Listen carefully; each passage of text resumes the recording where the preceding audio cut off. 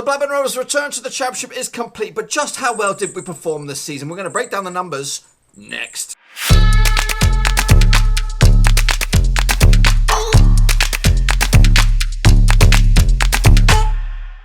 That's right, folks, back once again with the 2018-2019 season review for Blackburn Rovers, and we'll get to that in just 1 second. If you're new to the channel, smash your subscribe button to keep you bang up to date with all things Blackburn Rovers related, Championship related, world football related. We're going to all hear under one roof. And that is right, folks. We are going to break down the numbers because just remember, 12 months ago, we were getting ourselves promoted from League One to the Championship. And this season, we've managed to finish off in a pretty decent style in the old Championship. Now, before we get into the details and take a look at the bits and pieces, I just want to let you know that I am on Patreon, boys and girls. So if you are looking for another way to support the channel, the platform, or whatever you want to call it, in another venture, you can explore that. And there is a link to that sucker in the old description below. There are a couple of 2 or 3 tiers of support that you might be of interest to you. One is Academy Prospect that has a couple of perks and privileges. You can go all the way to the first team, and that also has a whole bucket load of perks and privileges. But anyway, enough about that. We'll talk about that in a little bit more detail a little bit later on. But anyway, let's kick it on forward. So here we go, boys. Yeah, we played 46 games in total in the Championship season, not including any FA Cup games, Coca-Cola Cup, League Cup, whatever you want to call it. But 46 games in total, and we won 16 of them, drawing 12 and losing 18 in total. So we actually lost more than we won. And that's actually a win percentage of 34.8%. You can probably round that up to about 35% of our games we won. We ended up in a big fat 15th spot. We'll take a look at the grand table later. Let's break apart the defence. We actually conceded 69, folks. 69 goals, which averages a 1.5 goal per game. We had 12 clean sheets, 7 penalties were conceded. We actually threw in 759 tackles. 465 of those were won. We had 5,457 duels, and we won 2,736 of those. As for the aerial duels, we lost the majority of those, and those were 2,224, and we only won 1,098. How about the old distribution of our passing? Well, we threw in 13,321 passes. We threw in 18,776 passes, and 13,321 of those were completed. That equates to 71% passing accuracy, and averages around about 408 passes per game. As for our long passes, only 36.8 of those were completed. We only managed to complete 75% of or 75 total crosses, the 494 crosses attempts, and we averaged around about 50% possession. Let's take a look at the breakdown of how our goals were scored. 31 of those were left-footed, 24 were right-footed, 6 of those bad boys were headed, and 3 were maybe off the ass, the face, crotch, nose, or maybe even own goals, perhaps. 9 penalties were scored. Obviously, the majority of those were the captain, fantastic Charlie Morgan. We didn't miss a single penalty, boys. Touch wood.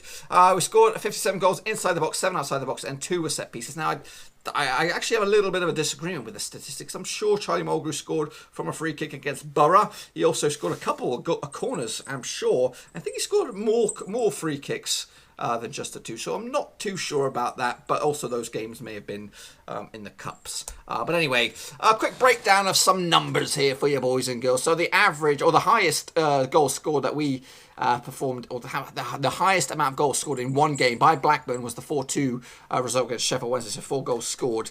That was at home, and the most amount of goals we scored away from home was the 3-2 victory over Stoke, so that's 3 goals for Rovers. That game was on the 22nd of September. The highest goals conceded at home was 2. An example of that was at the Reading 2-2 game, which was a very, very sloppy game. The highest goals conceded away from home was 5, and we did that a couple of times, at least the highlights in the Brentford one back in February 2nd. The biggest margin winning for Rovers was a 3-goal deficit, and that was an example of that was a 3-0 win over Hull, and the highest losing margin was also 3. And you could pick your poison out of that one. Bristol City, Brentford, was Preston in there, whatever. So there's a few of them. We did concede a fair amount of goals. As for our streaks along the way, most games winning back-to-back was 4. Longest current winning streak is 0. Obviously, we finished the season with a draw and a loss against Norwich. Longest run unbeaten was 5 games, and the current unbeaten run is just the 1. As for the longest losing streak, that was 4 games. The longest current losing streak, that's 0. Doesn't really matter now because the season's over. Longest winless run was 7 games, and the longest current winless is 2. Whew. I've got a lot of stats here, boys, so get your bookmarks out, whatever. The attendance, the largest attendance was the 21,577 fans that showed up for the Rovers Preston North End game back on March the 9th. The lowest, though, was the 11,818 that showed up for the game against Reading. Average attendance, 14,559. As for the aggregated attendance, the total amount of people came through the turnstiles was 334,642. Now, here is a quick breakdown. I'm not going to go over this because I'll be talking forever, but it just shows you, you can just pause the screen and have a look at when the goals were scored, how the goals were scored, amount of goals per game, that kind of stuff. So a quick example of this. The last 10 minutes, 23% of the goals were scored by Rovers or against Rovers. So that's the hot topic. So you do not leave Rovers. You do not leave a Rovers game in the last 10 minutes. You could be late, that's fair dues, but don't leave early because that's when the goals are going to come in. And it also shows a quick breakdown of how many goals, or how many times we scored, or how many times 3 goals were scored, how many times we drew 1-1. It's all in here, so take a look yourself. Here's a quick breakdown of the results for Rovers this season. For example, we failed miserably against Norwich, Sheffield United, Bristol City, and Preston this season, losing both of the games. On the flip side, we did beat Hull City twice, QPR twice, Bolton twice, and we remained unbeaten against Ipswich, Birmingham, Millwall, Nottingham Forest, Derby County, and West Brom. So it's not a bad one. Obviously, there's a few more defeats in the home column that I'd like to see, but obviously their way form needs to also improve as well. I think next season we need to be picking results up against the likes of Wigan back-to-back, Preston back-to-back, Sheffield Wednesday. I think we're around about that mark, I think. Brentford, I think we're better than them. Bristol City, to be honest with you, they've had a really good season, but I think we should be aiming for their dizzy heights this next season. But anyway, that's the story for another day. And there's also a quick breakdown of the scores at home, away. Just to soak it all up, folks. Soak it all up. Now, how about the tally? Now, Rovers returned a 60-point mark, which was what the gaffer was hoping for this season after a 46-game season. But how does that compare over the years? Obviously, last season we were in the League One, so that doesn't count. But the 60-point mark actually exceeds the 2 previous campaigns, both 51 points, which we were relegated on, 55, which was an absolutely woeful season as well. But it didn't exceed the 67 points or the 70-point mark, which we achieved back in 2014, 2013. But it did eclipse the 2012-2013 season where we reached 58 points. So all in all, our first season back at 60-point mark is not too shabby. We scored more goals in the past 2 seasons, but we did concede probably the most amount of goals that we did for a long time in the Championship, if you take a look at it. So that does highlight the fact it's an area of contention. The Goalkeepers jersey, 69 goals conceded. It's a whopper of a statistic. Anyway, speaking of statistics, let's take a look at the top Blackburn Rovers players. We're going to go into this in a little bit more detail in a second, but this is from WhoScored.com, and again, it's just league-based, and this is the overall stat here. So Dacky Boy scored 15 goals in all competitions, not all competitions, in all grounds. That's home and away. Graham is Hotness Hills as well, 15. Morgan's got 10. Armstrong got 5. Reed has got 3. As for the discipline, Smallwood reached 8 yellows and 1 red. Bennett got 10 yellows. Williams got 6 and 1 red. Lanahan got 8 and Evans got 8. Appearances as well in that column, and also the aerial duels as well. Assists, Dacky Boy's there with 7 assists. Reed's got 5. Graham's got 4. Bennett has 3 and Armstrong has 3. And there's also a match ratings from WhoScored.com, which can be a bit debatable. But anyway, let's plough through the next. This actually, so break the stats down a little bit further into home and away goals. Dak got 9 goals at home, whereas DG got 8. As for the assists, Dak got 5 and DG got 4. Derek Williams did get his red card at Ewood Park as well. As for the away stats, Charlie Mulgrew was the top man away from home, scoring 7 goals, alongside DG, actually, 7 goals away from home. Dacky Boy just got 6. As for the aggression or discipline, Smallwood got his red card away from home as well. As for the key assist makers on the away days, was Bennett with 3 assists, Dacky Boy, Reed, Rothwell all had 2. And yes, moving forward, let's break down it a little bit in a bit more further detail and take a look at the goalkeepers now. Tomorrow I will be doing a buy, keep or sell video looking at the whole squad, the first team squad.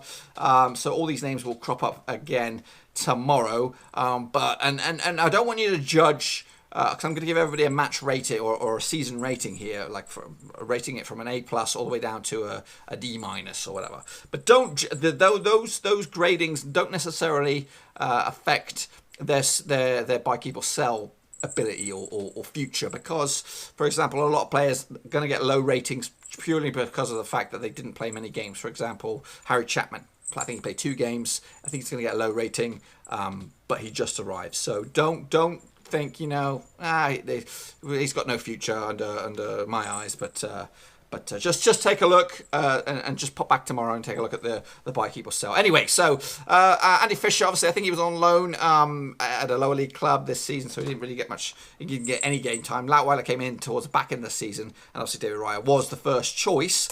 So this is the statistics for you. So Lautweiler played for the last 5 games of the season, keeping 2 clean sheets. So he actually did a bit of a contribution, and obviously David Raya was the main man, 41 games, 10 clean sheets. And this is my ratings for them, the season ratings. Obviously Fisher gets a C, didn't really see anything of him, so I can't really give him a harsh grade just purely because of the fact he didn't play. Lautweiler, the same deal. I think a C is an overall thing. I fluctuated with giving him a B minus purely on the clean sheet to game ratio. But to be honest with you, I think a C is good. He doesn't give me the best confidence in the world. But obviously, I think that could have grown with more game time. And obviously, David Raya, I think he was pretty phenomenal. Obviously, he's error prone a little bit, but he is much. Remember, Jason Steele. That's the benchmark, boys and girls. Last time we won the championship, Jason Steele was it, and he was an absolute cluster barger. That's my new swear word I just made up. Anyway, moving forward to the defence now. Here are the recognised defenders. And again, some of these boys weren't even here. So this is definitely an area I want to see Rovers improve on next season. I'd love to see, because I've got 2 pages of midfielders. I'd like to see maybe a page and a half of defenders. And this is it. So we've got Sam Hart. Again, he went on loan back in the season. Couldn't really give him a good rating. Nyambe had 25 games starts, 4 as well as sub. No goals, no assists. Amari Bell did score 3 goals in his 38 appearances in total. Downing also out on loan for Doncaster, who could actually make a return to the championship with them. Lenihan, what a good, strong end to the season he had alongside Derek Williams. Those two playing quite a few games. And obviously the skipper scoring 10 goals from 28 games, plus the 1 substitute. He is the curious case of Charlie Mulgrew, which we'll have to discuss about that buy, keep or sell tomorrow. But anyway, this is my season ratings for these players. A C for Hart. Obviously, couldn't really get much opinion on that because he was not here. Nyambe gets a B, a solid B. It wasn't a superstar standout, wasn't really terrible, but he was just buck average. Moving forward, Amari Bell got a B minus as well. Again, he grew with confidence. He's had a woeful sort of start. Just he lacked that belief, lacked that urgency, lacked that conviction. But he did start to chip in with some goals, and maybe it's just slowly started to sink in for him to maybe just to knuckle down and get stuck in. Downing, obviously, again, same deal as Hart. Just a C. Lenihan, a B, strong B plus. I mean, probably our best defender in there, and he is the future for me, the future for Blackburn Rovers defence. If we can keep a hold of him, we'll have a good man on our hands. Derek Williams got a B, and also Charlie Mulgrew got a B minus. Obviously, his goals scoring helped a big bunch for us moving forward, but his defensive duties is a little bit concerning. Moving forward, Travis, Rothwell, Conway, Evans, Bennett and Dak. These are the pick of the midfielders, and there you take a look at the statistics for you there. I'm not going to dwell on it too much. But these are my match rating or season ratings for them. Travis was an absolute standout for me coming into this team. Obviously, he's not got that goal scoring ability, but he has that tigerness about him. He's very energetic, nipping at the heels, throws in a bit of a beast of a tackle every now and again. Definitely one for next season. He only started 19 games, so it's a good half. And 7 from the bench. So 1 for the future for sure, and 1 for next season, definitely. Joe Rothwell, again, same boat. Slow start for him. The gaffer just didn't trust with him. A B minus initially. Obviously, I think if he'd started the season the way he ended it, I'm sure he'd be knocking up there for player of the season in my eyes. Craig Conway, possibly last season for him, chipping in with a goal, an assist over his handful of games. It's obviously a catch-22 with him. He does offer something out wide, but I'm sure there's other people out there in the world, in the football world, that we can bring in. I think maybe he could end up his season back in Scotland, which would be good for him. Go back home. I think Premier League level, he could still offer something up the road there. Corey Evans again started off the season strong, drifted off a little bit in the mid to end season, so just a B for him.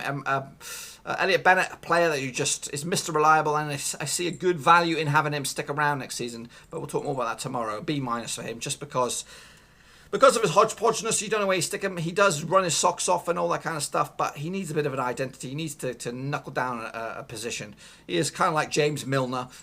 He's the Rovers' James Milner. And Dacky Boy, obviously, a standout performer. This is his first season back, or first season ever in the Championship, and he comes up with 15 goals and 7 assists, so you can't sniff that. Now, these boys kind of featured hot and cold over this season. Obviously, Gladwin, no games for him. Obviously, Kasey Palmer popped in on a short loan. Harrison Reed also came in on loan, and Davenport appeared in the last game in the season. So couldn't really give those two, Davenport or Gladwin, any sort of rating. Smallwood, a big step up for him. Obviously, he did play in the Championship with Rotherham, and he played with us League One last season. I think he could do a job still at the Championship, but not for us. I think we do need to crank a stat. I'm giving too much away from a buy, keep or sell. But yeah, I think he kind of struggled this season. He is the king of Ewood, but maybe he's going to have to find a new venue, and we'll talk more about that tomorrow. Jack Rodwell, he's another one. He's one of those catch-22s like Craig Conway, like Charlie Mulgrew. What do we do with this guy? He's definitely got talent, but can he deliver on it? If he could just perform as he can do, game in, game out, week in, week out, then we'd have an absolute steal on our hands, because he's got the talent, he's got the quality, he is a finesse player, he's got all the ticks in the boxes, but I'm just struggling what to do with the guy. Kasey Palmer came in on a loan, dazzled a little bit, but to be honest with you, I think he performed better season prior to this. Harrison Reed, what a phenomenal sign the next guy was on loan. Obviously, I'd love to have him on a permanent basis. He is definitely a step up from other centre midfielders that we have, and I give him a big fat A for his efforts. Now, let's move on to the forwards. Now, put Chapman and Armstrong as forwards. On the old foothead.com, they consider us as midfielders. So Chapman only had a couple of cameos, as did Dominic Samuel before he got injured. One player I didn't put on here was Joe Nuttall, which is my bad. So he doesn't get a mention here, but I'll make sure he gets a mention in the old buy, keep or sell. So yeah, obviously DG scoring the goals. Big Bad Boy Brereton got a lot of headlines for coming in at 7 million. He's got the talent. Only 4 games started, 21 from the bench. And Armstrong obviously scoring some goals as well. But these are my gradings for them over the season. Obviously a couple of C's for Samuel and Chapman. They didn't really feature much. A C for Brereton. He's got the talent. I'm not going to spank him too hard just yet. I think next season is his season. I think Graham will take more of the backseat role, and Brereton will take over. Graham's still got a huge part to play in the club moving forward, as does Adam Armstrong. Obviously, electric pace down that wing, but I'd love to see him play more of a central role as well. So, interesting times moving forward.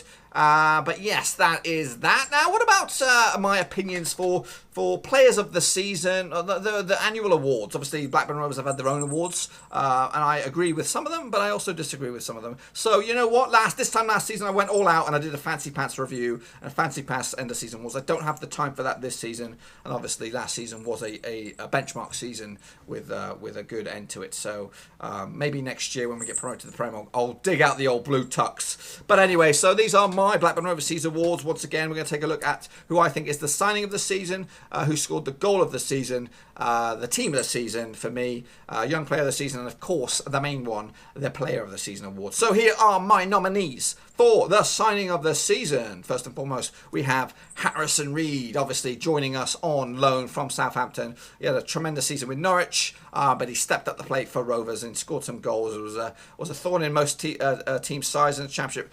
a very hidden gem out there, and maybe there might be hopefully something in it when we can get him back next season. But I think he wants to have a crack at Southampton next season, so good luck to him wherever happens. And also Joe Rothwell picked up a bit of a snip from Oxford United. Obviously slow start to the season, but tremendous end to the season. Very, very huge impact player he could be for us next season.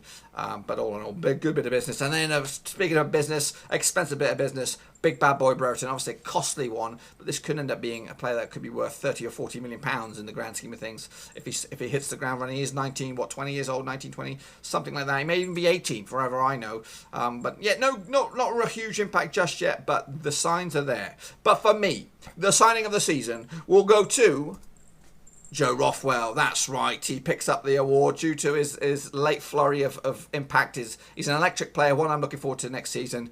But he started off in pretty good shape. for me. Moving on to the goal of the season. First and foremost, we have Harrison Reed once again featuring in the end of season was for his goal against West Brom away from home at the Hawthorns. That was on 27th of October. Also joining him is Bradley Dack, also scoring against West Brom, this time at home on the 1st of January 2019. And once again, Joe Rothwell's in there. I think he actually won it for the Blackburn Rovers, official goal of the season. That was against Notts Forest away from home on the 13th of April. So all good goals, and even some of the other goals that were up for the award in the real world, some of them were simple tap-ins, and I thought the award should go to somebody who put up a bit of a rocket or a bit of an amazing shot, and that goes to Harrison Reed, boys and girls. He gets my award for goal of the season for that extreme, because you got to think about the venue. It wasn't at Ewood Park, it was away from home, it was an explosive game. He actually he exploded in this game onto the scene and caused the right few problems for West Brom, and he duly deserved the goal, and he got a cracker to boot, so that's why he gets my nod. And now let's take a look at the team of the season. Now, a lot of these players, you would disagree with some people, I'm sure, but I'm going with David Raya between the sticks, Amari Bell. Charlie Mulgrew deserves to be in there. Obviously, his defensive duties have kind of waned a lot this towards the back end of the season. Can he come back? He's turned into a vegan recently to kickstart his to prolong his footballing life. Maybe he'll go away and regroup over the summer and become back a super duper force. I hope so, because we could do with that left wand. It needs to be on there somehow in the 11. But defence is key. You need to sort your defence out first and foremost. We can score goals. We just need to tighten up that defence. So Mulgrew gets in there at centre-back alongside Darrell Lenihan and Nyembe at right-back. So no place in the back four for Williams or Bennett. Travis and Reed get my picks for the centre-mids. I think they did a phenomenal job, and they were, by a country mile, the best on a recurring basis. Into that attacking trio, Dacky Boy's in there, of course. I've gone for Joe Rothwell alongside Adam Armstrong, who's Joe Rothwell's till end of the season, Adam Armstrong's performance throughout the season, and obviously Big DG up top, no brainer up there. So that is my team of the year. Now, what about my young player of the year? Let's take a look at the three contenders. Obviously, first and foremost, it is Lewis Travis. I think he might have won the Rovers one in the real world. Joining alongside last season, in my eyes, young player of the year, David Raya was in there for as goalkeeper, and joining them as well as Adam Armstrong, obviously electric pace. Now, the reason Armstrong's in there is because, just think about it, 12 months ago he started the season on loan in the Championship with Bolton and kind of struggled a little bit. Then he was loaned to us and exploded onto the scene with his goals and blitzing pace and all that. And we took a shot at him, a bit of a snip, 2 million I think it was. He joined us, and he's returned with a good handful of goals. And he's bombarded, scared defences this season with his electric pace. So that's why he's in there. Obviously, David Raya's in there for his phenomenal goalkeeping duties. Yeah, he's had a rough time of it, but to be honest with you, he's obviously our number one, and he's still a young lad. And in there, obviously, it is Lewis Travis, who was absolutely phenomenal coming through to the squad. Looking forward to him next season. For me, out of those three, there is only one winner, and it is Lewis Travis by an absolute country mile. An exciting prospect, I can't believe. Obviously, Liverpool are spoiled for choice, and that's why they released him. But I think he could be a Premier League player in the making, and hopefully he is with us. Now, there we go to the caveat, the one that you all want to win. And this is a difficult one for me. Obviously, DG scoring a bucket-load of goals. Lewis Travis bursting on the scene with his midfield dynamo performances in the centre park. Defensive duties, pushing forward, nipping at heels, breaking things down. And obviously, Big Dacky Boy with his goals and assists. Now, Dacky Boy won it last year for his performances. I really wanted to give it to DG, and he did win it in the real world with Blackburn Rovers. But for me, you got to understand, I'm giving it to Dacky Boy. This is his first season in the Championship. It's not his second or fourth or eighth season in the Championship. This is his first season in the Championship, and he comes up and he delivers with his goals, his assists. He's absolutely turned us on ahead and given us a good old shot for next season, whether it's we sell him for big bucks and move on without him, or we keep him and make him the figurehead of our team moving forward. Whatever it is, with him and Rothwell, Armstrong and DG, well, plus Big Bad Boy Brereton, we do have attacking a bunch of players coming through as well. It's exciting times moving forward. And just a quick recap of those award recipients signing this season: Joe Rothwell, goal of the season, Harrison Reed, young player of the season, Lewis Travis, and the player of the the year is big bad boy Dacky Boy. Now moving forward, the gaffer's got his own plans up his sleeve as he tries to explore the European market.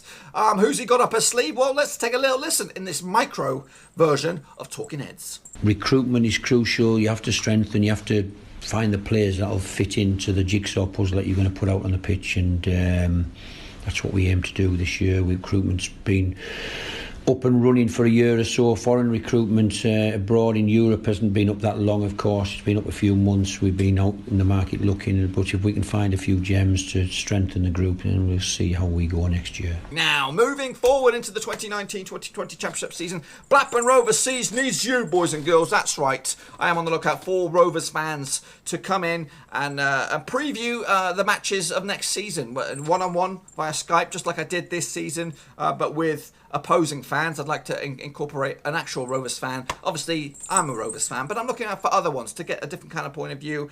So I am on the lookout. If you are interested, I've got a couple people already on the books. I'm looking for at least 23 so that you can come back twice, because obviously there's 46 games in the season.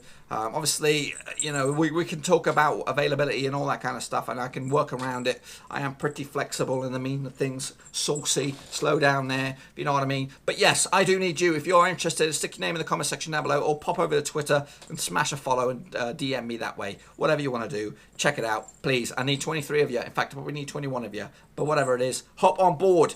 Let's try and wrap this sucker up now. This is the grand scheme of things in the Championship. I'm going to blitz through this because it doesn't really involve us. This is the possession stats, aggression stats, shots per game stats. Rovers don't feature in any of them whatsoever. But hopefully next season we'll be up there. So Leeds, obviously Norwich and Middlesbrough and all that kind of stuff seem to dominate those. Here is the grand scheme of things in the table. We did finish it in 15th spot. We did reach the benchmark of 60 points, which was the gaffer's target. So yeah, not too shabby indeed. And there's a quick look at the top goal scorers again. No mentions of anything for Blackburn. So just pause it if you want to take a look at it. We'll move on and just about wrapping it up. This is the team of the year, and again, it doesn't really involve any of us. The likes of Reece James, phenomenal at Wigan. Love to see him at Rovers next season on loan. That'd be great. All these players will be playing Premier League football. I'm looking at Villa. I think they'll go up. Grealish and Tammy Abraham. Buenda's not going to be in next season. Pantilimon top goalkeeper. Not too sure about that. But yeah, Norwood's gone. Yeah, interesting team of the year.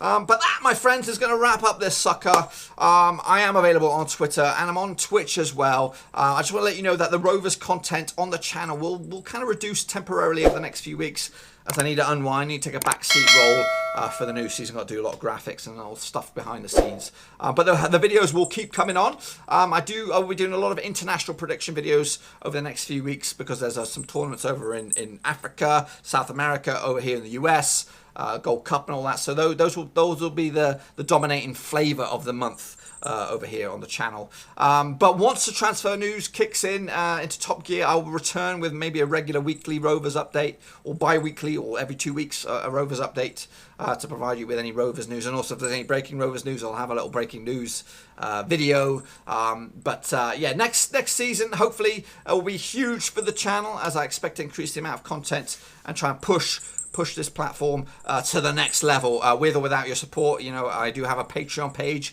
It is out there. If you want to check that sucker out, there is a link to the Patreon page in the description down below. There are 3 tiers of support that you could explore. Obviously, academy level, just a buck a month, and it gives you a couple of perks and privileges. And then there's also the first team status, which is the top level, and again, you've got a lot of perks and privileges. And those people out there, a couple of patrons out there, I do applaud you for stepping up and getting stuck in. I do appreciate this. I want to push this channel to the next level over the next 12 months. And also moving forward, I am also going to focus some attention on Twitch. I don't know what I'm going to do over there, but especially over the close season, I'll be looking to do some stuff over there. Obviously, I'll try and communicate with you guys via YouTube, via Twitter, or whatever, if I'm going to go over to Twitch to do some live streams and things like that. But yes, there's a lot of plans in place, and hopefully if I do reach the big massive goal that is in my head right now of 10,000 subscribers, I'll come back with a more in-depth channel update for you. for the foreseeable future, because I've got a lot of plans in my head. You could even get a sneak peek via Patreon. I'll give you a bit of an update via that as well. But there is lots and lots and too much content going through my head, but I don't know if I have enough time to get through it all. But anyway, again, do appreciate you guys being subscribers. Do appreciate your viewership. And I do appreciate for you guys for watching not only this but anything else on the channel. It's been a whirlwind year. Obviously, at the start of the season, or the end of last season, sorry, we're around about 1,500 subscribers, and we've gone all the way up to knocking on 9,500, give or take.